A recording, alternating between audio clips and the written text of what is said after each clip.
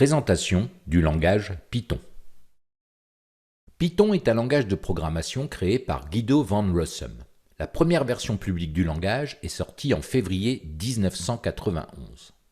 Alors vous pouvez voir Guido van Rossum à l'écran et il fit ses premières armes en programmation lorsqu'il étudia les mathématiques à l'université d'Amsterdam.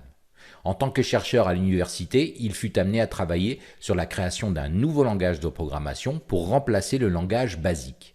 Un nouveau langage fut donc créé, ABC en anglais, mais fut très rapidement un échec. Toutefois, cet échec a donné naissance à un nouveau langage de programmation, Python. Alors, le Python est un langage dit interprété. Il est orienté objet. Il est aussi multiplateforme. Il est polyvalent. Il est très facile à apprendre. Et il est open source. Étant donné qu'il est open source, tout le monde peut y ajouter sa pierre. Alors, dans la communauté Python, Guido van Rossum est élu comme dictateur bénévole à vie. Il continue de suivre le processus de développement de Python et de prendre des décisions lorsque cela est nécessaire. La force de Python réside dans le fait que son code est court, facile à comprendre et à utiliser pour les débutants comme pour les personnes plus expérimentées en programmation. Pourquoi ce langage se nomme-t-il Python? Python en anglais. Alors vous devez peut-être vous dire, tout simplement parce que Guido van Rossum était un très grand fan des serpents. Pas du tout.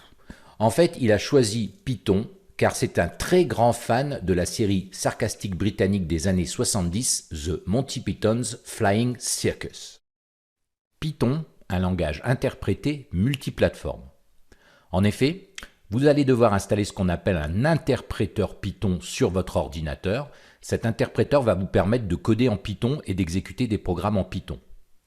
Il est disponible sous beaucoup de systèmes d'exploitation comme Windows, Mac, Linux ou encore les systèmes Unix. À savoir que sur les distributions Linux, il est la plupart du temps intégré lors de l'installation. Python, un langage polyvalent. En effet, Python met à votre disposition énormément de bibliothèques et de frameworks pour développer des programmes dans certains domaines.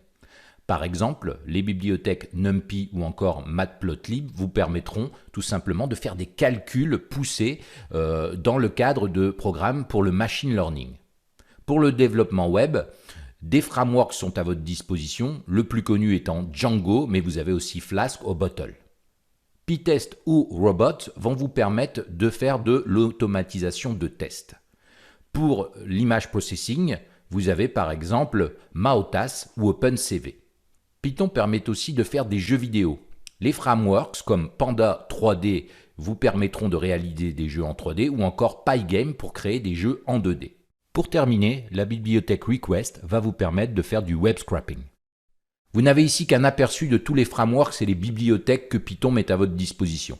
C'est vraiment un langage riche qui permet de développer des programmes dans beaucoup de domaines. Python, un langage de haut niveau. Alors tout d'abord, qu'est-ce qu'un langage de haut niveau?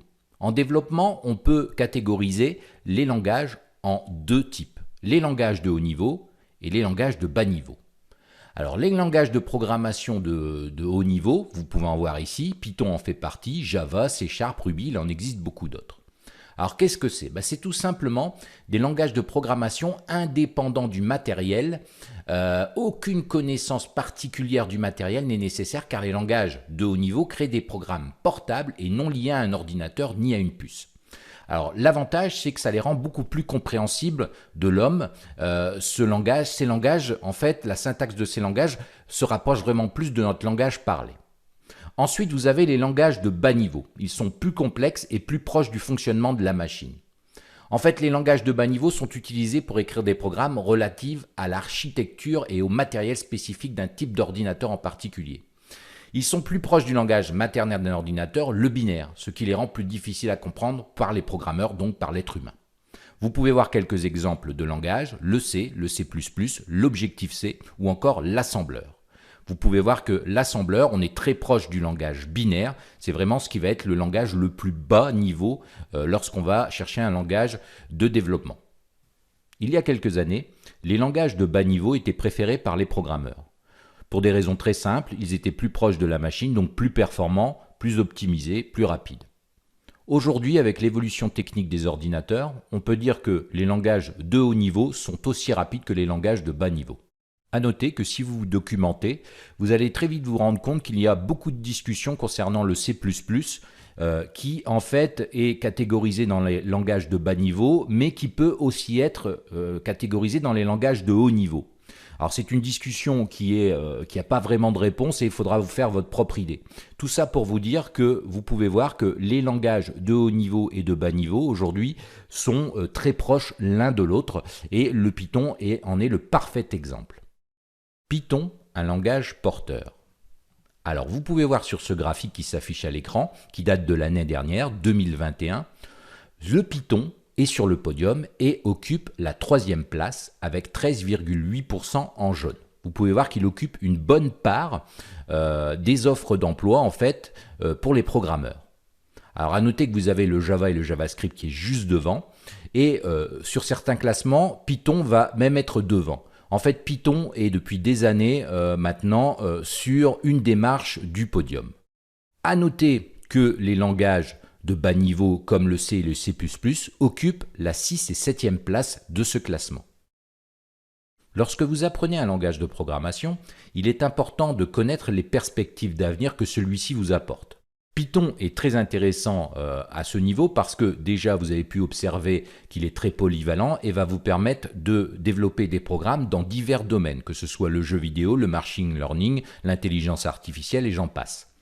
Mais aussi c'est un langage qui est très porteur, qui est très recherché sur le marché de l'emploi. En conclusion, le langage Python sera vraiment un allié de force qui va vous offrir énormément de perspectives d'avenir.